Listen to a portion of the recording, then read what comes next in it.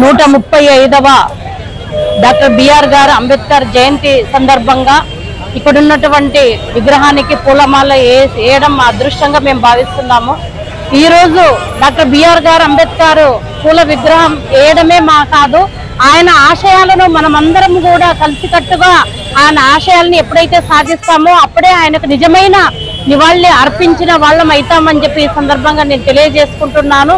ఎందుకంటే ఈ రోజు భారతదేశంలో ఉండే ప్రతి పౌరుడు స్వేచ్ఛావాయులు పీలుస్తున్నాడన్నా, సమానత్వంతో బతుకుతున్నాడన్నా, ఈ రోజు అసమానతలు తొలగి సమానత్వంతో అందరం కూడా ఐకమత్యంగా అందరికీ కూడా అవకాశాలు ఈ రోజు లభిస్తున్నాయంటే దానికి ప్రధాన కారణం డాక్టర్ బిఆర్ గారు అంబేద్కర్. ఎందుకంటే ఆయన జీవితమే ప్రతి ఒక్కరికి ఆదర్శప్రాయం. ఈ రోజు డాక్టర్ బిఆర్ గారు అంబేద్కర్ జయంతి ఏ ఒక్క వర్గానికి సంబంధించింది కాదు, భారతదేశంలో పుట్టిన ప్రతి వ్యక్తి కూడా డాక్టర్ బిఆర్ గారు అంబేద్కర్ ఆశయాలను మనం సజీవంగా నిలుచుకుంటే తప్ప ఈ మనం సాధించుకున్న ఈ స్వతంత్రానికి అర్థం ఉండదని చెప్పి ఈ సందర్భంగా నేను తెలియజేసుకుంటున్నాను.